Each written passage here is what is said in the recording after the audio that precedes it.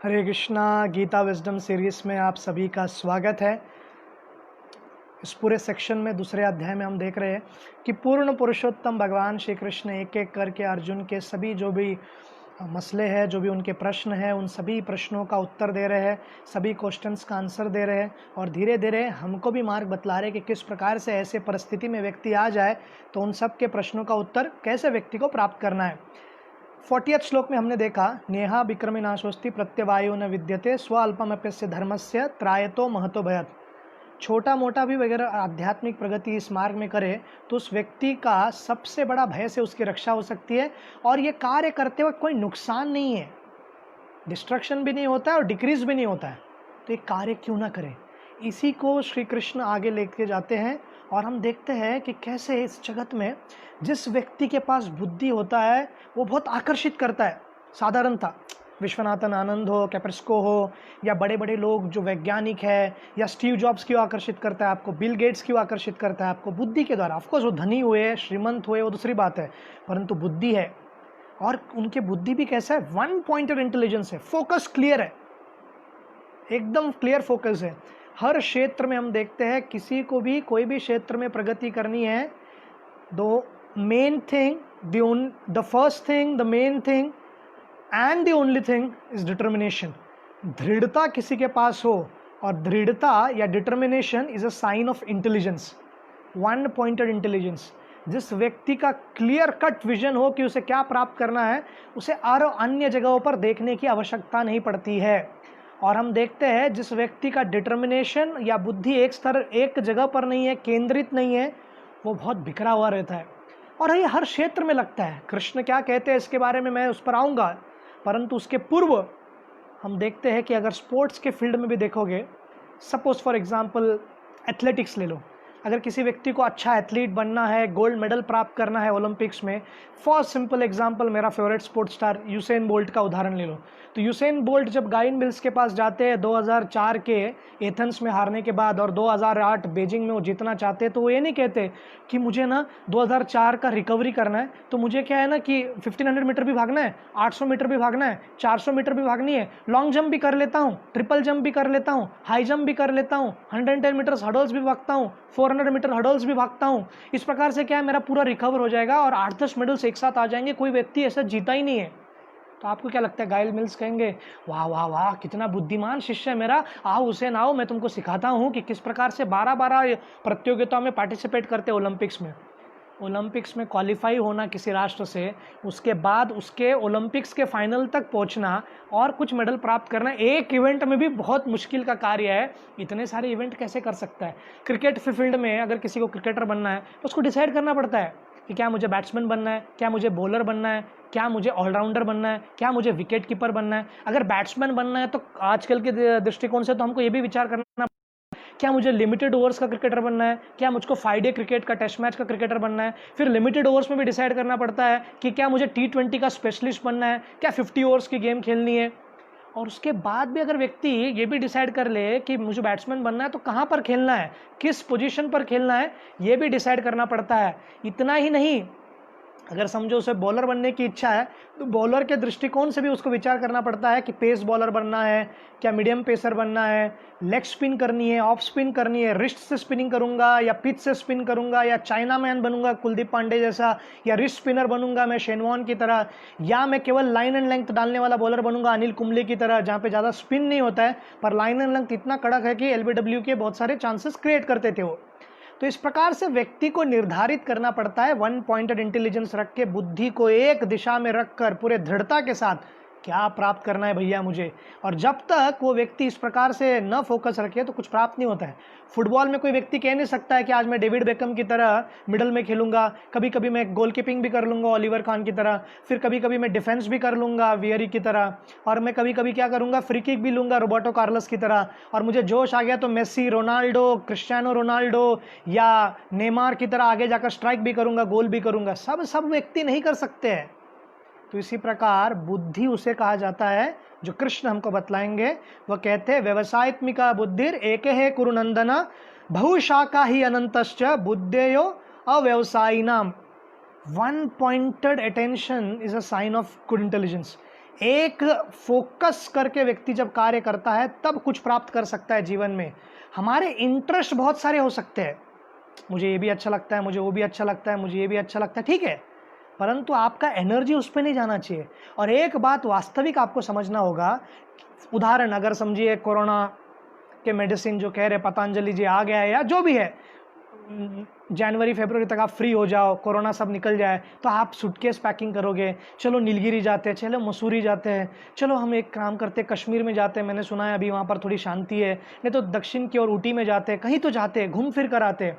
तो हम जब सूटकेस पैक करने लगते हैं तो कुछ लोग पूरे घर को उसमें पैक करने का प्रयत्न करते हैं साधारणतः, और कोट अनकोट ये स्त्रियों में ज़्यादा देखा गया है।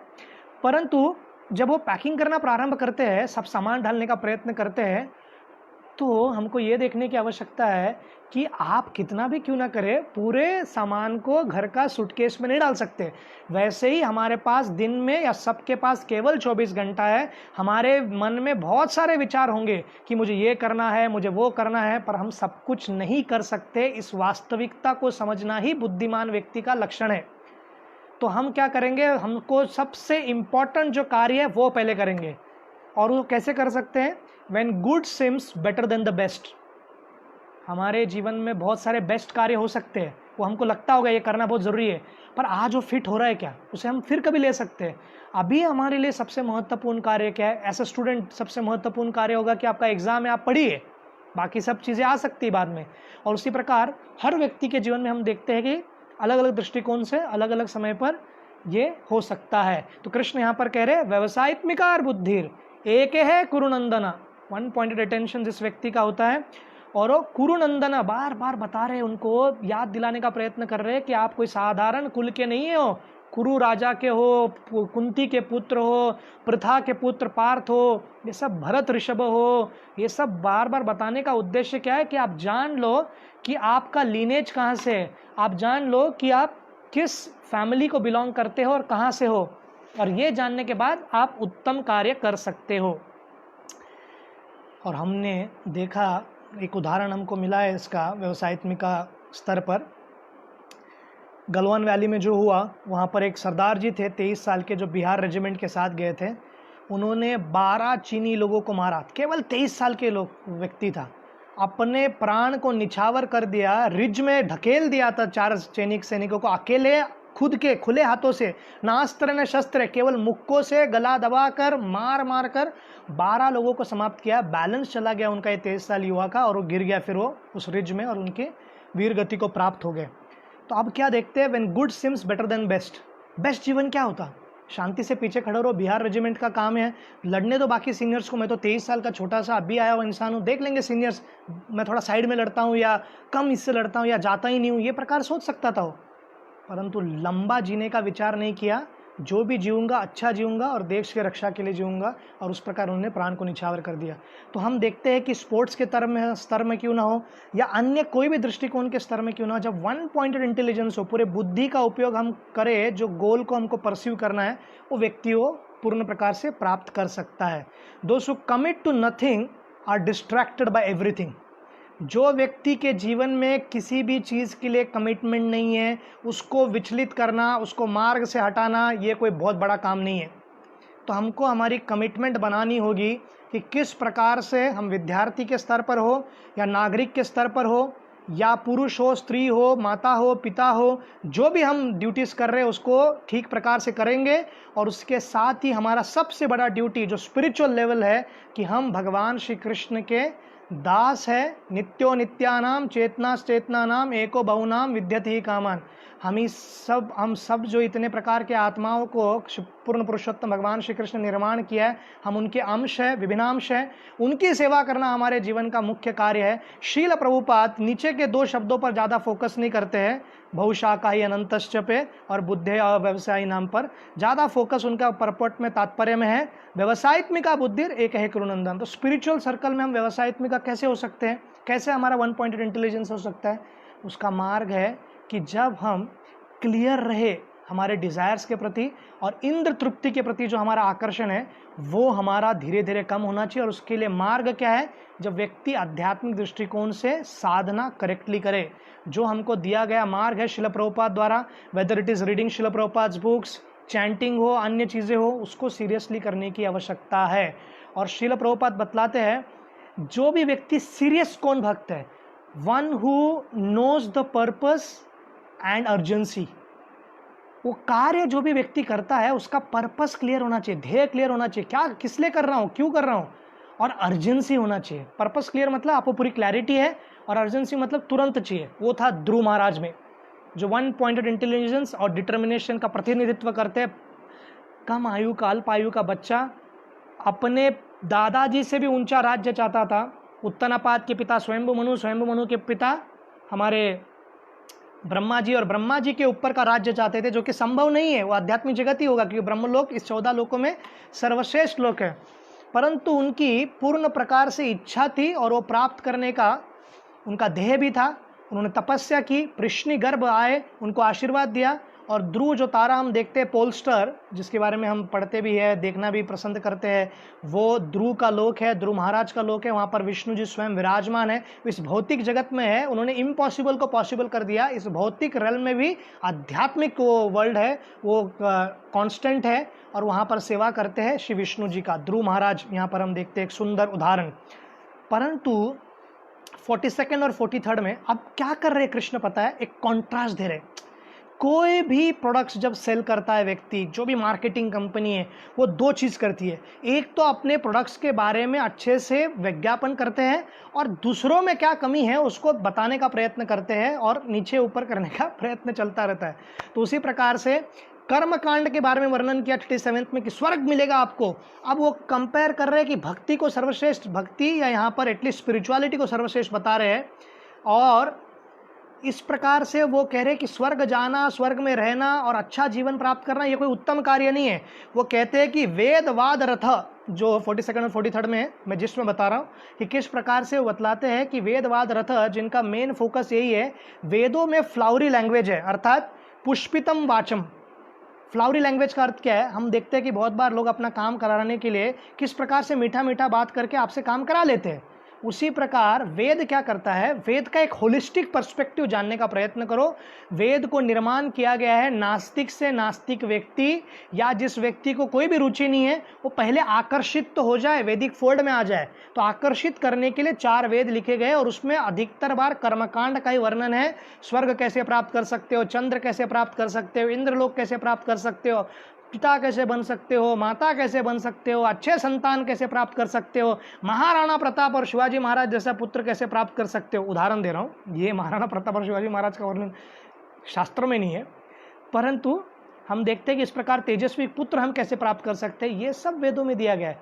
परंतु श्रीमद् भागवतम के प्रथम स्कंद के 5वें-6ठे अध्याय में हम देखते हैं कि किस प्रकार से श्रीपाद नारद मुनि अपने ही शिष्य वेद व्यास, जिन्होंने ये वेद लिखा है, उनको डांटते और फटकारते और कहते हैं कि भौतिक जगत में जीवात्मा आया भोग विलास करने के लिए, आप फिर से ऐसे वेद लिख दिए जिससे कि और डूबा रहेगा, श्रीमद् भागवतम की रचना करो। तब श्रील व्यास जी श्रीमद् भागवतम की रचना करते हैं। श्रीमद् भागवतम क्या है, केवल शुद्ध निर्मत्सरा नाम सताम, जिनमें कोई मत्सर नहीं है, ऐसे सताम भक्तों के लिए वो लिखा गया है। और हम देखते हैं कि कैसे इस प्रकार से व्यक्ति स्वर्ग, अच्छा जन्म, मैंने ये सब बतलाया आपको, ये प्राप्त करने का प्रयत्न करते हैं, और भोग, सेंस एंजॉयमेंट मेन गोल है, और ऐश्वर्य चाहते हैं, भौतिक जो प्रकार से वैभव सब जानने का प्रयत्न करते हैं, पाने का प्रयत्न करते हैं, उसका वर्णन किया है। परंतु ये एक बाधा बन सकती है, एक ऑब्स्टेकल बन सकता है। कैसे? The more we are aimless we become shameless. जितना हम दृष्टि हमारा क्लियर कट गोल पे नहीं होगा, ध्येय पे नहीं होगा, धीरे धीरे हमको लगने लगता है कि प्राप्त करना ही नहीं है, और धीरे धीरे हम बुरा भी नहीं लगता हमको। शिक्षण के क्षेत्र में ऐसे ही होता है। एटलीस्ट जब विद्यार्थी प्रयत्न करते हैं, पढ़ाई करते हैं और कुछ प्राप्त करना है, माता पिता को प्रसन्न करना है, उनके संतुष्टि के लिए कार्य करना है, तो व्यक्ति डिटरमाइंड रहता है। परंतु जिस व्यक्ति को कुछ करना ही नहीं है, व्यक्ति निर्लज्ज हो जाता है और कार्य करता नहीं है। तो हम देखते हैं कि जो व्यक्ति भोग और ऐश्वर्य से आसक्त है, उसके पास वन पॉइंटेड इंटेलिजेंस आ ही नहीं सकता है, व्यवसायित्मिका बुद्धि आ ही नहीं सकता है। फिर उनके पास कैसी बुद्धि आती है? 44 श्लोक में कृष्ण सुंदर तरीके से समझाते हैं, भोग ऐश्वर्य प्रसक्ता नाम तया पार्थ चेतसम व्यवसायित्मिका बुद्धि समाधो न विद्यति। वो कहते हैं जिन व्यक्ति को भौतिक विकास चाहिए, भौतिक ऐश्वर्य चाहिए, जिन व्यक्ति को केवल भोग चाहिए, वो हमेशा बिविल्डर होते हैं सेंस एंजॉयमेंट से, इंद्र तृप्ति से, और वो उसमें ही फंस जाते हैं। तो materialism is a religious costume, materialism in a religious costume is still materialism. Materialism मतलब भौतिकवाद। अगर धर्म का पहनावा, धर्म का ड्रेस डालकर भी अगर कोई भौतिकवाद करे तो भौतिकवाद ही रहता है, परंतु it is better than atheistic materialism in the sense, अधिकतर अगर आप देखोगे पंथ जो भी है अब्राहमिक रिलीजन में, उसमें केवल और केवल स्वयं की संतुष्टि के लिए, स्वयं के फैमिली कैसे अच्छा रखे, शरीर कैसे अच्छा रखे, इतना ही प्रार्थना है। It is better than nothing, पर ये फिर भी ये भौतिकवाद है। और उसके बाद भी जब उनको स्वर्ग में जाना है, हेवन में जाना है, जन्नत में जाना है, या पूरा अपना कर्मकांडी सेक्शन जो है वैदिक स्क्रिप्चर्स का या हिंदू सेक्शन का या सनातन धर्म का, वो भी यही बतलाता है। और हम 99.9% लोगों को देखते हैं वैदिक हिंदू सनातन धर्म में भी कर्मकांडी स्तर पर ही जीवन बिताते हैं। सिद्धि विनायक का जब लंबा सा लाइन लगता है गणपति का दर्शन के लिए मंगलवार को, लोग कितने 40-40 किलोमीटर चल के भी आते हैं कुछ लोग, तो वो जब लाइन में रहते हैं तो उनका उद्देश्य ये नहीं है कि गणपति जी का जाकर सेवा करना है या उधर झाड़ू पोछा मारना है या भक्तों को कुछ और सेवा करनी है, गणेश जी के भक्तों को। उनका उद्देश्य क्लियर कट है, जैसे मुझे पहला मौका मिलेगा 20 सेकंड हो 30 सेकंड हो, उस उंदीर मामा के कान में मैं जाऊँगा और अपने पूरे इच्छाओं का जो भी बखान है लिस्ट पूरा डाल दूंगा। तो जो उंदीर जी भी है और जो गणपति जी भी सोचते रहेंगे कब कोई एक ऐसा भक्त आ जाए, कभी तो कोई व्यक्ति आ जाए जो कहेगा कि मुझे कृष्ण की भक्ति दिला दो, मेरे स्वामी का भक्ति मुझे, कृष्ण जो सबके स्वामी है उनकी भक्ति मुझे दिलाओ। उसकी अपेक्षा से वो वेट कर रहे हैं, पता नहीं कब आएगा वो। और हम देखते हैं कि हमको कभी भी होल्ड नहीं करना है। Don't hold on to the things that hold you back. ऐसे वस्तुओं से आसक्त मत रहो जो तुमको पीछे रख देता है। कुछ आसक्तियां हर एक के व्यक्ति के जीवन में है, हम कोई फ्री नहीं है, हम सब में कमियां हैं, हम सब में अटैचमेंट्स है, परंतु उस पर पकड़ के नहीं रखना है, उसको छोड़ने का प्रयत्न करना है और उससे दूर रहने का प्रयत्न करना है। अगर समझो कोई व्यक्ति को मालबोरो सिगरेट पीने के अलावा कुछ और सोचता ही नहीं था, पान खाए बिना और रात को सोता ही नहीं था, तो कम से कम उस गली से नहीं जाना है जहाँ पान पट्टी का दुकान था। अगर उस गली से गया और पान पट्टी का वो सुगंध आ गया, शंभुनाथ भोलेनाथ पान मसाला, तो खत्म हो गया वो व्यक्ति आगे जा ही नहीं पाएगा, उसको खाना ही पड़ेगा क्योंकि हमारी इंद्रियां खींच कर ले जाएंगी। तो इसके ऊपर हमको उठने की आवश्यकता है। अब अर्जुन कह सकते हैं कृष्ण को, अरे वेद में दिया हुआ सब कुछ है, वेद को पालन करना धर्म का कार्य है, आप ये कह रहे हो कि इसको छोड़ो, मुझे कुछ समझ में नहीं आ रहा है। तो देखिए वैदिक पर्सपेक्टिव में प्रोग्रेशन है। क्या फर्स्ट स्टैंडर्ड में पढ़ना एजुकेशन नहीं है? पर कोई व्यक्ति कह सकता है कि जीवन भर केवल फर्स्ट स्टैंडर्ड में ही पढ़ूंगा? प्रोग्रेस होता है ना, व्यक्ति ग्रेड्स पढ़ते हैं ना, वो अगले स्टैंडर्ड्स में जाता है कि नहीं, फर्स्ट से second, third, fourth, fifth, six करते करते फिर ग्रेजुएट होता है। तो उसी प्रकार से भक्ति का ये पूरे वैदिक सिस्टम कैसा है, नास्तिक से नास्तिक व्यक्ति भी जुड़ सकता है, कम से कम वो गो हत्या नहीं करता है, घी खाता है, भक्तों के संग में प्रसाद खाता है, आज नहीं तो कल सुधर जाता है। फिर कर्मकांड के सेक्शन में आते हैं, फिर अभी उससे उत्तम है कर्मयोग, फिर उसमें सकाम कर्मयोग, फिर निष्काम कर्मयोग। फिर अगर आप उसको एक्सेस की तरह देखना है तो नेगेटिव एक्सेस जो नीचे है वो कर्मकांड का सेक्शन है। अगर एकदम ही जमीन में गड़ा हुआ मतलब नास्तिक है, पर उसके ऊपर जो व्यक्ति उठता है कम से कम नेगेटिव एक्सेस कहीं तो आ रहा है, तो कर्मकांड है। न्यूट्रल जो है वो ज्ञान योग है, उसके ऊपर आता है कर्मयोग, फिर धीरे धीरे बढ़ते हुए अल्टीमेटली कल्मिनेट होता है भक्ति योग में। और भक्ति योग में भी श्रीमद् भागवतम बतलाता है कि भक्तों का अलग अलग स्तर क्या है, कौन से स्तर का भक्त कितना उत्तम है।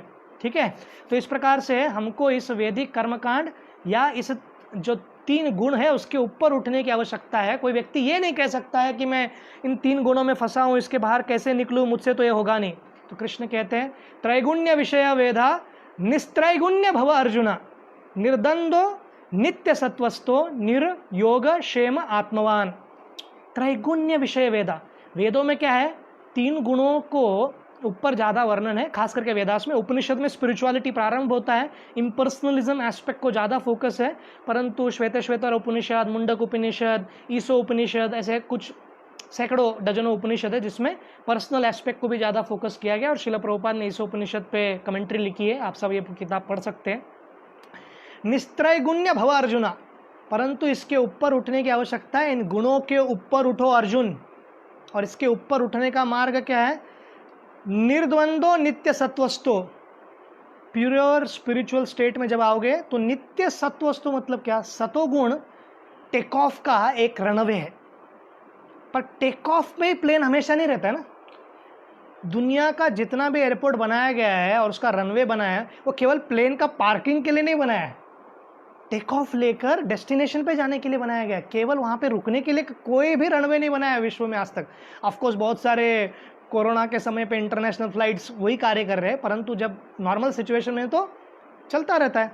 तो आप सबको पता होना चाहिए कि सतोगुण एक रनवे की तरह है। नित्य सत्वस्तो अर्थात शुद्ध सत्व, वसुदेव सत्व में आने की आवश्यकता है, जो प्योर स्पिरिचुअल सतोगुण है। निर्योग क्षेम आत्मवान अर्थात वो कह रहे हैं गेन और सेफ्टी के ऊपर बाहर उठो। गेन और सेफ्टी मतलब हमें क्या चाहिए और जो मेरा है वो चला गया, तो उससे ऊपर उठकर क्या करना है, आत्मवान। आत्मवान शब्द बहुत ही महत्वपूर्ण है। वान शब्द हम सुनते हैं भाग्यवान, जिसके पास भाग्य हो, फिर हम सुनते हैं उसके बाद बलवान, जिसके पास बहुत बल हो। तो आत्मवान क्या है, वो व्यक्ति स्वयं आत्मा है। तो how we can become possessor of atma, one who is himself atma, जो व्यक्ति खुद आत्मा है वो आत्मवान कैसे हो गया। तो यहाँ पर बताने का प्रयत्न कर रहे हैं कृष्ण कि किस प्रकार से हम आत्मा है पर आत्मा के स्तर में कभी जीते हैं क्या। तो इसलिए strive not for good life but for God's life. हमको क्या प्रयत्न करना है, केवल अच्छा सुखी जीवन, बैंक बैलेंस अच्छा, सुंदर पत्नी, अच्छे बच्चे, जो केवल एक दो बार मस्ती किए, एक दो ग्लास फोड़ते हैं दिन में और बाकी कुछ नहीं करते हैं। तो इस प्रकार का जो हमारा डेफिनेशन है, खारगर या अगर बहुत अच्छा हो तो दक्षिण मुंबई के कफ परेड में एक अच्छा सा घर 6 करोड़ का, ज़्यादा कुछ नहीं। तो इसको जो डिफाइन करते हैं गुड लाइफ, इससे ज़्यादा इम्पोर्टेंट है गॉड्स लाइफ जीना, भगवान के दिए हुए निर्देशों का पालन करना। धर्मम तो साक्षात भगवत प्रणीतम, और जो इसका पालन करता है निश्चित रूप से वो सुखी रह सकता है। तो हम देखते हैं भक्ति ये तीनों गुणों के ऊपर है, वेद डील करता है 3 गुणों पे। तो अधिकतर 99.99 टू द इनफाइनाइट डेसिमल लोग यही सेक्शन में आएंगे, त्रिगुण के सेक्शन में। तो ये कभी मत विचार कीजिए कि वेदव्यास ने क्यों लिखा है सब, इसलिए लिखा है कि वैदिक फोल्ड में आ पाए। पहले वैदिक फोल्ड में तो आए, कृष्णा का ही नाम लेते हैं, वसुदेव का ही नाम लेते हैं, पर भगवान का ही नाम लेते हैं, राम का ही नाम लेते हैं, परंतु भौतिक चीज़ें पूछते हैं। पर धीरे धीरे शुद्धिकरण हो जाएगा, कहीं ना कहीं इस्कॉन मंदिर में जाएंगे, प्रसाद खा लेंगे, चेंज हो जाएगा व्यक्ति। क्या पता कौन व्यक्ति कब महान भक्त बन जाए। इसलिए पूरा वैदिक फोल्ड जो है वो बहुत ही सिस्टमैटिक है। अब कृष्ण क्या है ना, 46 श्लोक में एक कल्चरल उदाहरण देते हैं, एक कल्चरल पर्सपेक्टिव जो आज के डेट में हम इतना जोड़ नहीं पाएंगे, खास करके शहरी भाग में जो रहते हैं। मैं ग्रामीण भाग में रहता हूँ, मुझे पता है, मैं गाँव का आदमी हूँ, कि इसका उदाहरण कैसे कृष्ण जोड़ रहे हैं वैदिक सनातन धर्म के कल्चर पर्सपेक्टिव से। वो कह रहे हैं कि एक कुएं का या अनेक कुओं का जो भी पर्पस है वो एक नदी पूरा फुलफिल कर सकता है, एक सरिता पूरी फुलफिल कर सकते हैं। उसी प्रकार से वो कहते हैं कि ब्राह्मण विज्ञाता जो व्यक्ति वन पॉइंटेड इंटेलिजेंस से कार्य करता है, शास्त्र के निचोड़ को जानता है, एसेंस को जानता है, दूध का एसेंस है रबड़ी, वैसे उस वेद के रबड़ी श्रीमद् भागवतम और भक्ति लिटरेचर्स को जो जानता है, वो सारे वेद को जानने वाला व्यक्ति ही सर्वोच्च है और उसका आश्रय लेने की आवश्यकता है। और यहाँ पर हम देखते हैं कि किस प्रकार से उदाहरण इसलिए दिया जा रहा है कि ग्रामीण भाग में पानी पीने वाला कुआं अलग होता है, कपड़े धोने के लिए एक अलग कुआं होता है, श्राद्ध वगैरह कार्य के लिए कुछ जल चाहिए तो उसके लिए एक अलग नदी होता है, आदि कुआं होता है, अनेक अनेक पर्पसेस के लिए अलग अलग कुआं होता है। परंतु ये सब कुएं के जो भी पर्पसेस है, एक नदी पूर्ण प्रकार से फुलफिल करने में सक्षम है, वो कृष्ण बतलाने का प्रयत्न कर रहे हैं। अभी यहाँ पर उन्होंने कॉन्ट्रास्ट किया, कर्मकांड क्या होता है और कर्मयोग क्या होता है। अब नेक्स्ट वो बताएंगे कि कर्मयोग करते कैसे है। और जो नेक्स्ट वर्स है ना, जो हम चर्चा करेंगे अगली बार में, वो हिंदू समाज के सभी लोगों में इतना प्रसिद्ध श्लोक है। वो जब भी किसी व्यक्ति को प्रचार करने का प्रयत्न करो तो डायलॉग मार देंगे, कर्म करो पंडित जी, बाकी सब तो अपने आप हो जाता है, बाकी इतना फोकस करने की आवश्यकता नहीं, कर्म अच्छे करो, कार्य अच्छा करो, किसी का बुरा मत करो, किसी भूखे को खाना खिला दो, किसी को वो कर दो, हो जाएगा।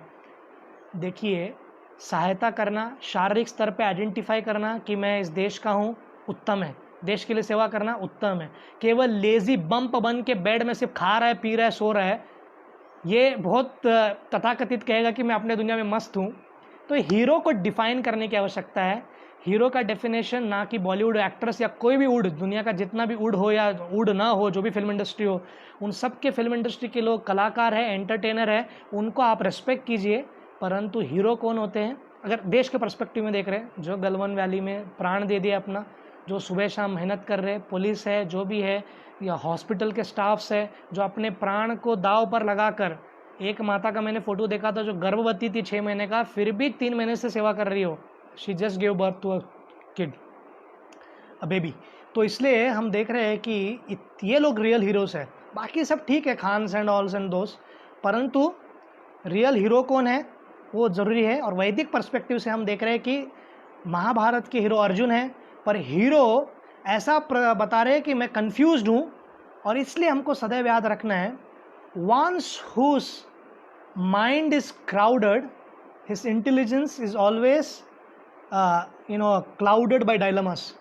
अर्थात जिसका मन में हमेशा 1000 विचार चलता रहता है, मैं वो करूँगा, मैं ये करूँगा, मैं वो करूँगा, मैं ऐसा करना चाहता हूँ, उसकी बुद्धि फिर ठीक प्रकार से कार्य नहीं कर सकती है। एक गोल आप निश्चित करो, उसको प्राप्त करने का प्रयत्न करो, उस दिशा में कार्य करो, उसको ब्रेकअप करो कि इतना इतना इतना प्राप्त करना है, और एक गोल सेट करो कि इतने समय में इतना प्राप्त करूँगा, और धीरे धीरे हम उसको प्राप्त कर पाएंगे। शिला प्रभुपाद के इस्कॉन के संदर्भ में मैं समझाने का प्रयत्न करता हूँ, बुक डिस्ट्रीब्यूशन इंपॉर्टेंट है, काउ प्रोटेक्शन इंपॉर्टेंट है, डीटी वर्शिप इंपॉर्टेंट है, प्रचार करना इंपॉर्टेंट है, मंदिर का सेवा करना इंपॉर्टेंट है, माँ बाप की सेवा करना इंपॉर्टेंट है, अपना पढ़ाई करना इंपॉर्टेंट है, या इसमें ही बहुत सारे प्रोजेक्ट्स इंपॉर्टेंट है, फार्म्स इंपॉर्टेंट है, प्रभुपाद ने ये भी कहा वो भी कहा, पर आप क्या क्या करोगे?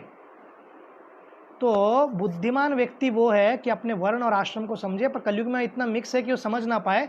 इसलिए एटलीस्ट एक मार्ग क्या है कि इंटरनली आपको कंटेंट आप सेटिस्फाइड लगते हो, और एक्सटर्नली जिस कार्य में आप कंपिटेंट हो वो आपका वर्ण और आश्रम है। अर्थात आंतरिक दृष्टिकोण से जिससे आप खुश रह सकते हो, समाधान लगता है आपको सेवा करके, और बाहर के दृष्टिकोण से आपके पास जो स्किल सेट है, आपके पास जो कला है भगवान की दी हुई, वो दोनों को जब हम कार्य करते हैं, दैट इज आवर परफेक्ट वर्ण एंड आश्रम। वर्णाश्रम हम ऐसा क्लासिफाई नहीं कर सकते, क्योंकि इस्कॉन के संदर्भ में हम सुबह सुबह ब्राह्मणिकल एक्टिविटीज़ करते हैं, फिर दोपहर में फिर और कोई सेवा करते हैं। तो बेसिकली भक्ति ट्रांसेंड्स एवरीथिंग, और शिला प्रभुपाद देवी वर्णाश्रम को भी कहते हैं। परंतु हर एक व्यक्ति ये स्पीड के एलिवेटर में नहीं चल सकता, इसलिए शिला प्रभुपाद ने कहा था कि 50% of my work is remaining, जहाँ पर हर एक व्यक्ति का नेचर जानकर कार्य करें। तो हमको प्रैक्टिकल लेवल पर हम क्या कर सकते हैं, स्वयं एनालाइज करना पड़ेगा। आपको कोई ऊपर से आकर व्यक्ति कोई गाइडेंस नहीं करने वाला है। बहुत लोगों को लगता है कि गुरु महाराज मुझको पर्सनल इंस्ट्रक्शन कब देंगे, अलग से मुझे बुलाकर मेरे रूम में कहेंगे तेरे लिए, जैसे प्रभुपाद को मैंने कहा था पाश्चात्य देश में जाकर प्रचार कर, जैसे श्रील भक्ति सिद्धांत सरस्वती ठाकुर ने कहा था, वैसे मेरे गुरु महाराज मेरे पास आएंगे और इंस्ट्रक्शन देंगे। ऐसा सबके साथ होने नहीं वाला है। अगर हो गया तो उत्तम है, सर्वोत्तम है, इससे अच्छा बात क्या हो सकता है। परंतु जो वाणी से निकल रही है गुरु महाराज की, भक्ति चारू महाराज हो, जयपताक स्वामी महाराज हो, गोपाल कृष्ण महाराज हो, राधा गोविंद महाराज हो, हम भक्ति चारू महाराज के लिए भी प्रार्थना करनी चाहिए। बहुत ही क्रिटिकल सिचुएशन में अगले 12 घंटे या 10 घंटे बहुत ही महत्वपूर्ण है, आप प्रार्थना करते रहिए। तो कोई भी महाराज क्यों ना हो इस्कॉन में, कोई भी गुरु क्यों ना हो, या हमारा शिक्षा गुरु क्यों ना हो, उनके दिए हुए जो वचन है उसको पालन करना। और शिला प्रभुपाद का क्लियर कट इंस्ट्रक्शन है, every devotee in ISKCON should aspire to be gentleman and try to love Krishna. और जो प्रेम हम कृष्ण को करते हैं वो दूसरों को भी कृष्ण के प्रेमी बनाने का प्रयत्न करना है, और कैसे प्रेमी बने उसका मार्ग दिखलाना है, और यही सबसे मुख्य कार्य है। तो इस प्रकार से हर एक व्यक्ति को इंस्ट्रक्शन दिया है शिला प्रभुपाद। सदैव हमारे इटर्नल शिक्षा गुरु रहेंगे इस्कॉन में, और हमारे परम गुरु है। तो इस प्रकार से उनके शब्दों को लेकर हम ठीक प्रकार से अगर जप करें, हमारा ध्यान क्लियर हो। अन्यथा क्या हो जाएगा, डिस्ट्रैक्टेड हम रहे, बहुत जगह जाए तो इंद्रिय हमको अलग अलग दिशा में खींचेगा, और हम इंद्रियों के गुलाम हो जाएंगे। और जो इंद्रियों के गुलाम होते हैं वो कभी खुश नहीं रह सकते। गुलाम कभी खुश नहीं रहता है, कोई गुलाम खुश नहीं रह सकता दुनिया में। परंतु कृष्ण के हम सेवक बन सकते हैं। गुलाम मतलब फोर्स्ड, सेवक मतलब वॉलेंट्री। तो हम कोई गुलाम नहीं है, हम सेवक हैं। सो फाइनली कल्चर में हम देखते हैं कि फ्लेक्सिबिलिटी होना चाहिए। तो faithfulness to tradition includes faithfulness to traditions flexibility. एक थोड़ा सा एकदम वाटर टाइट नहीं होना चाहिए कि हर एक व्यक्ति को इसी प्रकार से ही करना है, नहीं। हर एक व्यक्ति को कैसे आध्यात्मिक प्रगति कर सकता है, कृष्ण स्वयं गीता के माध्यम से बता रहे हैं। ये नहीं तो वो नहीं तो ये, खास करके 9th और 10th और वो सब चैप्टर्स में, 12th और 7th चैप्टर में बताएंगे कि व्यक्ति कैसे उनका चिंतन कर सकता है। तो इस प्रकार से हमको हर एक व्यक्ति को, कोई भी कहीं से भी क्यों ना हो, हर एक व्यक्ति को हम यही कह सकते हैं, from your place at your pace, आपके स्थान से जहां पर भी आप हो, कुछ छोड़ने की आवश्यकता नहीं, कृष्ण को जोड़ने की आवश्यकता है। और आपके गति से, जरूरी नहीं कि आपको एक आज भर्ती कल चक्रवर्ती होना है, तो हमको सिस्टमैटिकली व्यक्ति को धीरे धीरे कैसे ग्रो करा सकते हैं, स्वयं कभी कैसे ग्रोथ करा सकते हैं, ये कृष्ण ये बहुत ही इंपॉर्टेंट सेक्शन में हमको सिखाते हैं। कल हम जानेंगे, is work really worship. Hare Krishna.